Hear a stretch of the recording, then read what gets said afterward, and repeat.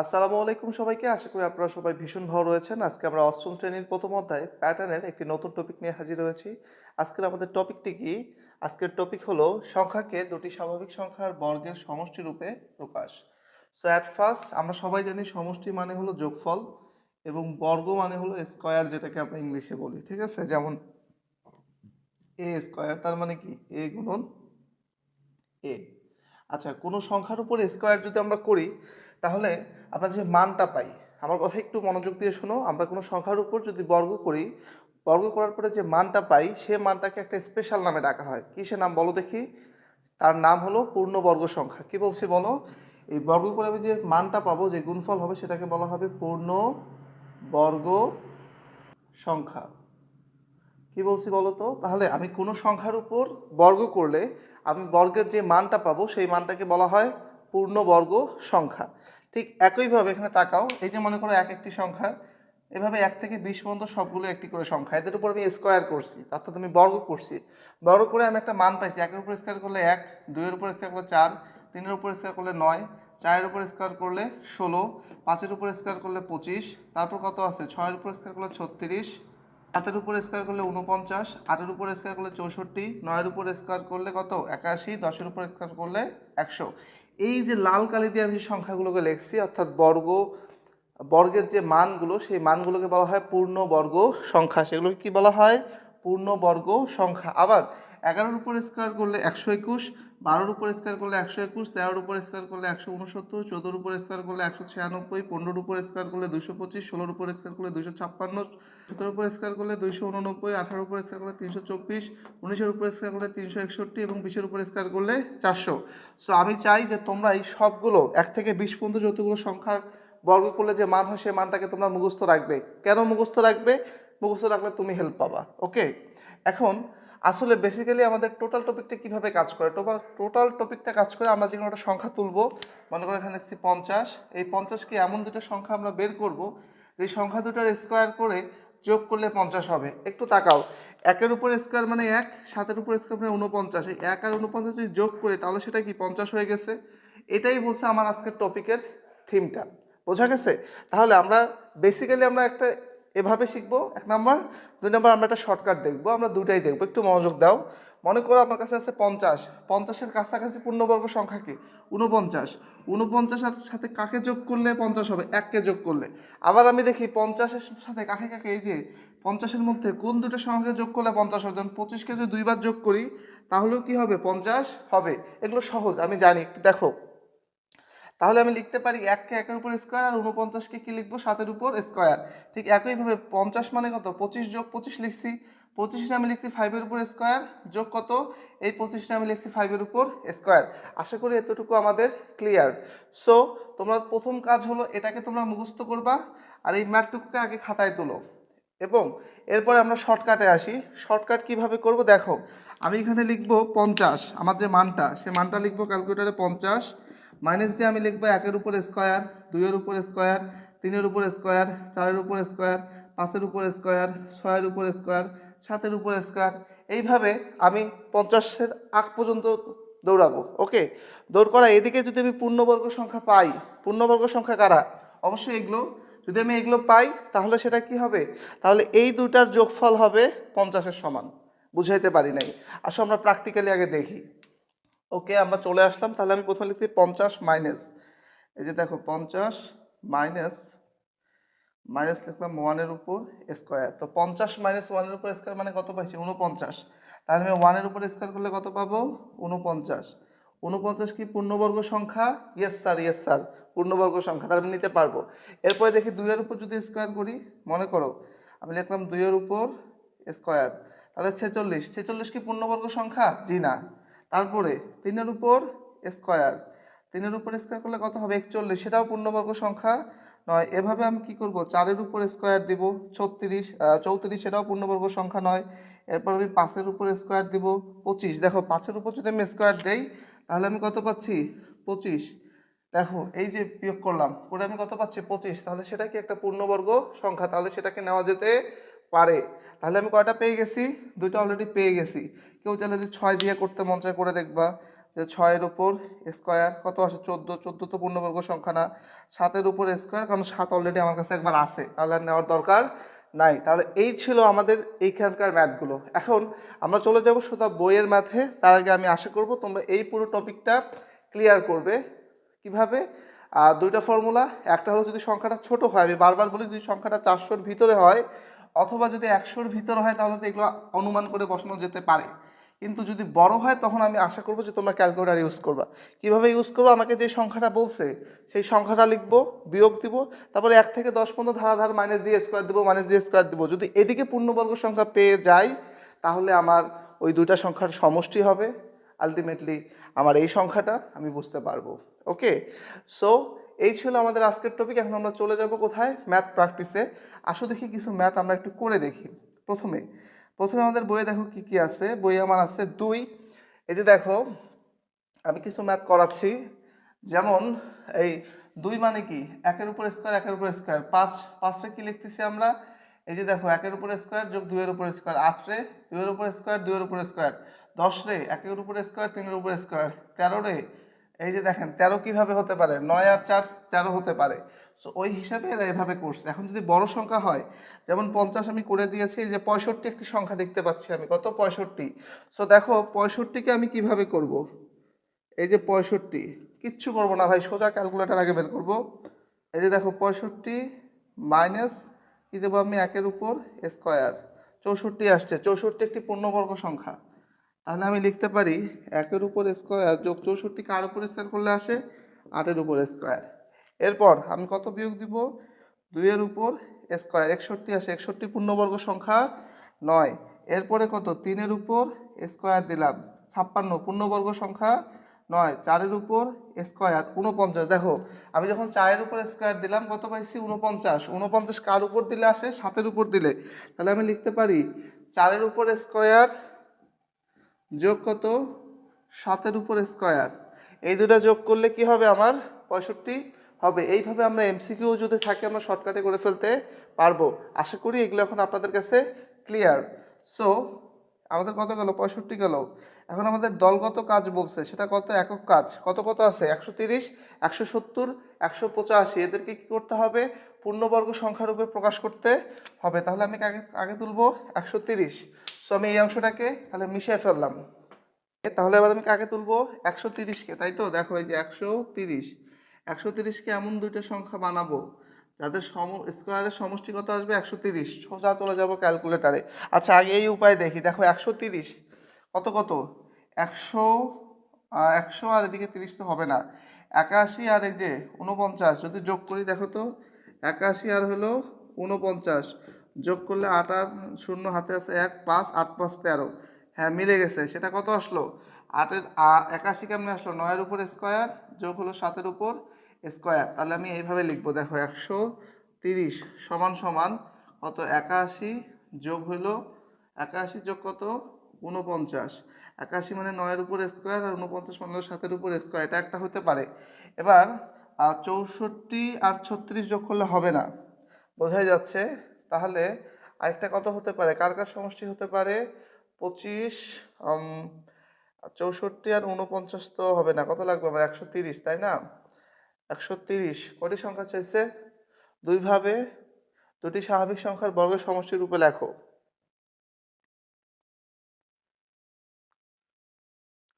দেখো 130-এর কাছাকাছি সংখ্যা আরেকটা কি আছে?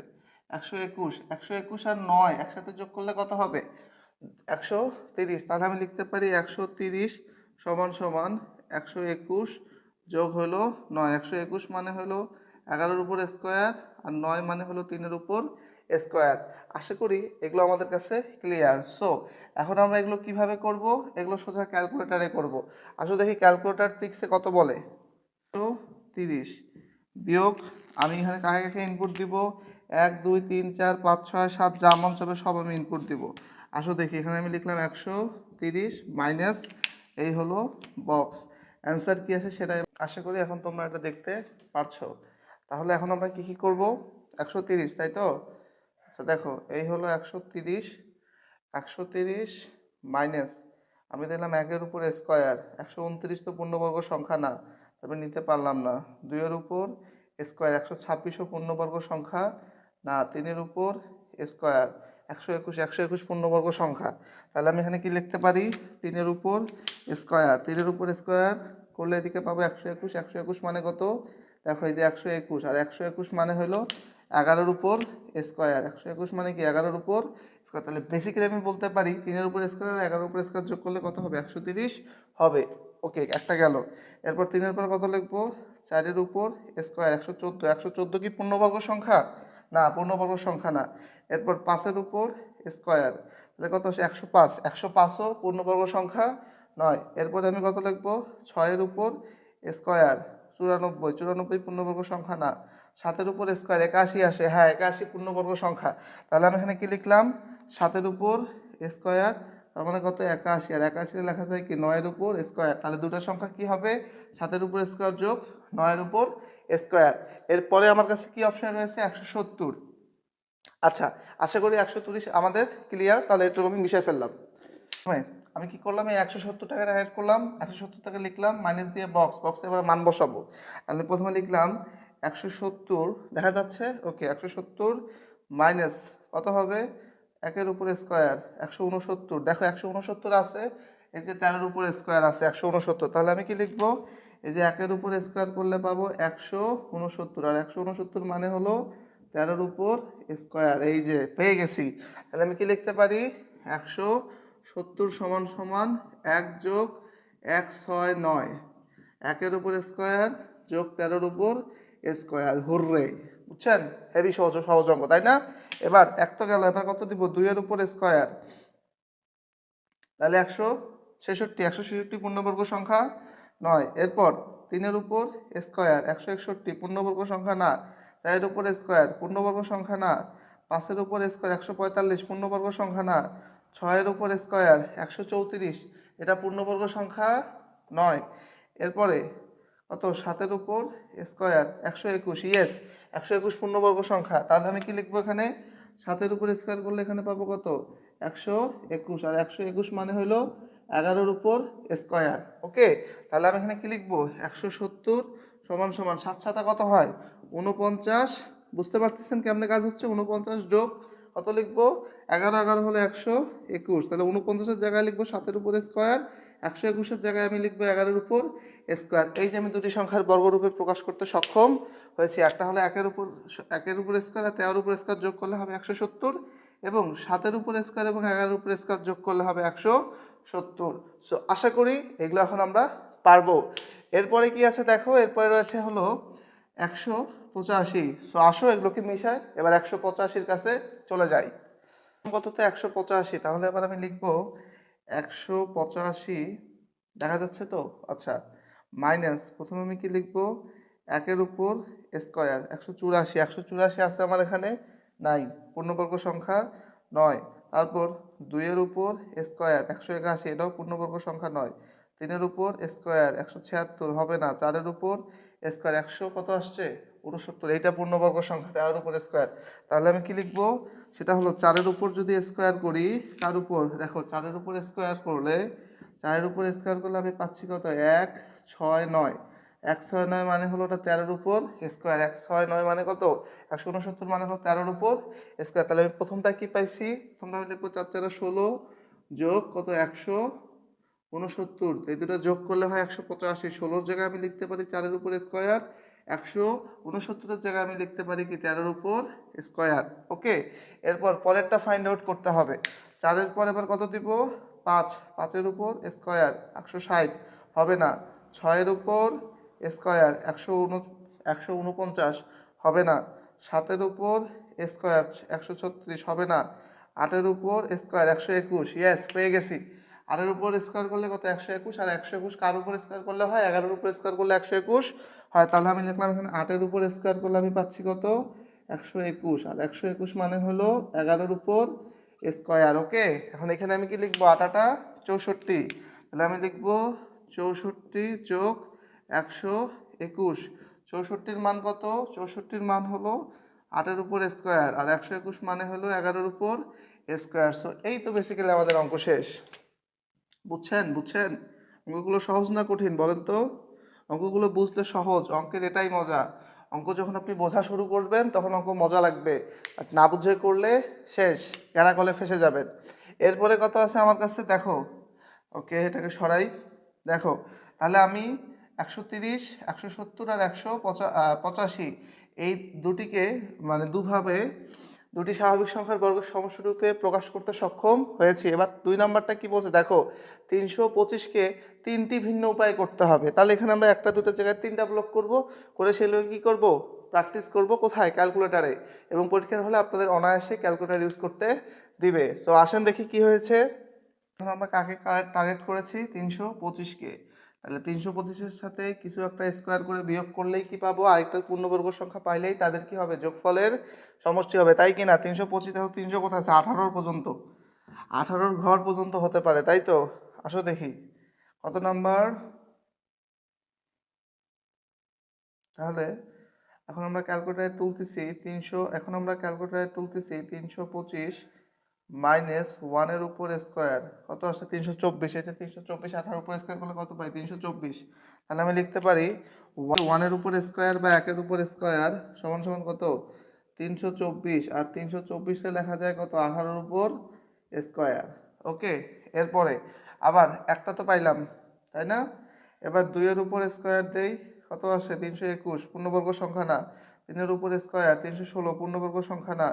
4-এর উপর স্কোয়ার 309, পূর্ণবর্গ সংখ্যা না। এরপর কত, 5-এর উপর স্কোয়ার 300, পূর্ণবর্গ সংখ্যা না। 6-এর উপর স্কোয়ার 200, কত আসছে, 89। 289 কোথায়, 17-এর উপর স্কোয়ার করলে হয়। তাহলে আরেকটা কত পাইলাম আমি, 6-এর উপর স্কোয়ার, 6-এর উপর স্কোয়ার করলে কত পাবো, 200, কত, 200 কত দেখা আছে, 89, 2 8 9। সো 2 8 9 মানে আমি কি বলতে পারি, 2 8 9। সো 2 8 9-কে আমি কি বলতে পারি, 2 8 9 মানে হলো, 2 8 9 কার উপর স্কোয়ার করলে হয়, 17-এর উপর স্কোয়ার। এটার মানে হলো 17-এর উপর স্কোয়ার। খুবই সহজ, তাই না? এরপর আমি কত লিখবো, 6-এর পর 7-এর উপর স্কোয়ার 276, সেটা এখানে নাই, তাই না? তারপর 8-এর উপর স্কোয়ার 261 নাই। 9-এর উপর স্কোয়ার 244, 244ও নাই। তারপর 10-এর উপর স্কোয়ার কত, 225। এই যে 225 আছে 15-এর ঘরে, তাহলে 10-এর উপর স্কোয়ার করলে আমি কত পাবো, 225। 225 একটি পূর্ণবর্গ সংখ্যা, কার উপর স্কোয়ার করলে 225 হয়, 15-এর উপর স্কোয়ার করলে হয় 225। তাহলে আমরা সেই 3 ভাবে বের করতে পারছি। একটা কত, 1-এর উপর স্কোয়ার মানে 1 যোগ কত লিখবো, 324। 1-এর জায়গায় আমি লিখবো 1-এর উপর স্কোয়ার, 324-এর জায়গায় আমি কি লিখবো, 18-এর উপর স্কোয়ার। এই যে 18-এর উপর স্কোয়ার, কাহিনী ক্লোজ। এরপর 325-এর দ্বিতীয় কি, 6-এর উপর স্কোয়ার, 6 6 কত, 36। 36-এর সাথে কারে যোগ দিলে হবে 325, 289। 2 8 9। 36-এ লিখতে পারি 6-এর উপর স্কোয়ার, 289-এ লিখতে পারি কি, 17-এর উপর স্কোয়ার। ওকে, এরপর 225, 225-এ কত, 10। তো 10 10-এ 100। এই যে এখান থেকে বুঝলাম 10 10-এ 100 আর কত, 100 আর হলো 225, এখানে লিখলাম 225। 100-রে আমি কি লিখতে পারি, 10-এর উপর স্কোয়ার, আর 225-এ লিখতে পারি 15-এর উপর স্কোয়ার। পুরা ঝিঙ্কু মার্কা অঙ্ক একদম, পানির মতো সহজ, গড়গড়ায় আমরা পারবো। আশা করি এই ম্যাথগুলো আপনাদের কাছে ক্লিয়ার। সো দেখা হচ্ছে নেক্সট ভিডিওতে, সে পর্যন্ত সুস্থ থাকবেন, সুন্দর থাকবেন, আল্লাহ হাফেজ।